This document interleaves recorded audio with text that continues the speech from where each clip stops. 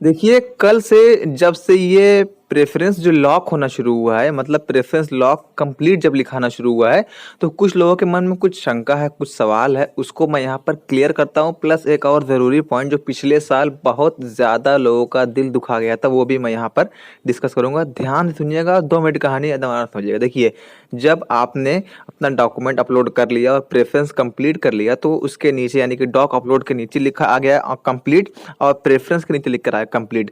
अब प्रेफ़रेंस को लॉक करना अर्थात कि जो आपने प्रेफ़रेंस भरा हुआ था कि मुझे हिंदी पढ़ना है, इंग्लिश पढ़ना है, ज्योग्राफ़ी पढ़ना है, उसको जब तक आपका प्रेफ़रेंस लॉक नहीं होता है, आप चेंज कर सकते हैं ऑर्डर को। यानी कि आपने जो ऑर्डर लिया हुआ है, जो ऑर्डर चूज़ किया हुआ है प्रेफ़रेंस में, उसको आप ऊपर-नीचे कर सकते हैं अर्थात एडिट कर सकते हैं अपने प्रेफ़रेंस को। लेकिन एक बार प्रेफ़रेंस जो लॉक है वो कंप्लीट हो जाता है, तो अब आपका प्रेफ़रेंस लॉक हो चुका है। अब आप उसको चेंज नहीं कर सकते, एडिट नहीं कर सकते हैं। और आप देख रहे हैं स्क्रीन पर यहाँ पर कि बहुत लोगों का यहाँ पर प्रेफ़रेंस लॉक कंप्लीट हो चुका है, अर्थात उनका जो प्रेफ़रेंस है वो लॉक कर दिया गया है। अब एक क्वेश्चन यहाँ पर आ रहा है कुछ लोग के मन में कि मेरा क्यों नहीं लॉक हुआ भैया?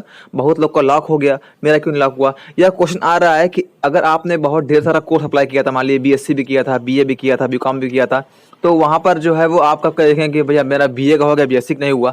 या आप देख रहे हैं कि भैया मेरा मेन कैंपस का लॉक हो गया, एफिलिएटेड का लॉक नहीं हुआ। देखिए, इसमें आपको कुछ नहीं करना है, ये लॉक होगा ही होगा, 101% गारंटी है लॉक होगा।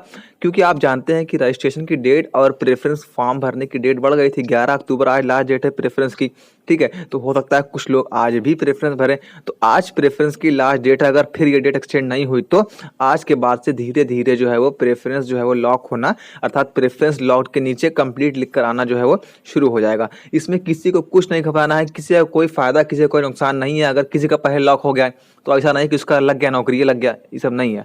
आपका लॉक होगा ही होगा, बिल्कुल आप निश्चिंत रहिए। 11, 12, 13, 14 तक ये आपका लॉक होता ही रहेगा, कोई दिक्कत की बात नहीं है। ऐसा नहीं कि जिसका लॉक नहीं हुआ उसको कोई परेशान होने की ज़रूरत है, उसको बीएचयू कॉल करना है, मेल करना है, दौड़ के जाना है, कुछ नहीं करना है। ये जो है वो बीएचयू के एंड से होने वाला एक प्रोसेस है। वो आप जब वहाँ पर रैंडम मतलब जो वहाँ बैठी हुई है कमेटी, वो जब लॉक कर देंगे तो आपका लॉक हो जाएगा। इसमें आपको कोई परेशान होने की ज़रूरत नहीं है। दूसरी बात ये है कि अब जो मेन पॉइंट है वो है आपका वेरिफिकेशन का। अभी प्रेफ़रेंस लॉक के बाद वेरिफिकेशन भी होगा, तो वेरिफिकेशन में 2 रिज़ल्ट निकल कर आएगा, एक आएगा कंप्लीट और एक आएगा रिजेक्टेड। पिछली बार जो 2021 की काउंसलिंग हो रही थी तो उसमें बहुत ज़्यादा लोगों का पीजी वाले केस में रिजेक्ट कर दिया गया था। क्यों कर दिया गया था? क्योंकि पीजी में जो क्राइटेरिया था एडमिशन लेने का, मान लीजिए किसी को एमए में एडमिशन लेना है, एमएससी में लेना है, तो जो सब्जेक्ट उसको बीएससी में या बीए में पढ़ना था वो सब्जेक्ट वो पढ़ा नहीं था, तो इसलिए उसका वेरिफिकेशन जो है वो रिजेक्ट कर दिया गया था। रिजेक्ट करने का मतलब है कि अब आप बीएचयू में एडमिशन नहीं ले सकते हैं, भले से आपका पहला रैंक है। तो आपकी जो एलिजिबिलिटी क्राइटेरिया है वो यहाँ पर आप पूरा करके रखे रहिएगा। मेरा मतलब आपको डराना नहीं है, ये चीज़ समझाना था। हालांकि पिछली बार यूजी केस में किसी का भी रिजेक्ट नहीं हुआ था, पीजी केस में ही होता जिसका होता है, क्योंकि पीजी वाले केस में यूजी में जो सब्जेक्ट पढ़ना होता है वो अक्सर लोग नहीं पढ़ पाते हैं, नहीं समझ पाते हैं, फॉर्म भर देते हैं, इसलिए उनका रिजेक्ट हो जाता है। हालांकि आपको डरने की जरूरत नहीं है, आपका यूजी में बिल्कुल ही एकदम 0 चांस है कि रिजेक्ट हो जाएगा, बिल्कुल रिजेक्ट नहीं होगा। आपका वेरिफिकेशन जो है वो कंप्लीट लिख के शो होगा। पहले आपका प्रेफरेंस लॉक कंप्लीट होगा, उसके बाद आपका वेरिफिकेशन कंप्लीट होगा। वेरिफिकेशन कंप्लीट होने का मतलब है कि आप को जैसे कि एलिजिबिलिटी थी भैया कि आपको 55% नंबर चाहिए लाना होगा, या आपने ये सब्जेक्ट पढ़ा हो, ठीक है, तो वो सब आपका चेक किया जाएगा। जो आपने डॉक्यूमेंट अपलोड किया हुआ था उससे आपका चेक किया जाएगा, आपका वेरिफिकेशन कंप्लीट हो गया। उसके बाद आपका रिजल्ट डिक्लेयर होगा, मतलब कि आपका सीट अलॉटमेंट होगा, कोर्स अलॉटमेंट होगा, ठीक है।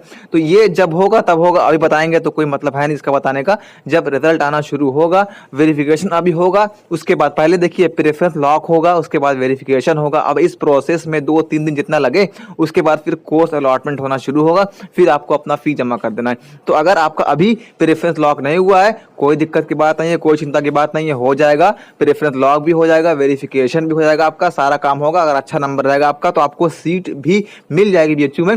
फीस आप जमा कर दीजिएगा ऑनलाइन, यूपीआई, गूगल पे, फोन पे से। उसके बाद आपका फीस जो है वो आपका मोबाइल से नहीं, आप जमा करिएगा लैपटॉप से। उसके बाद आपका जो है वो एडमिशन बेहतरीन तरीके से बीएचयू में हो जाएगा।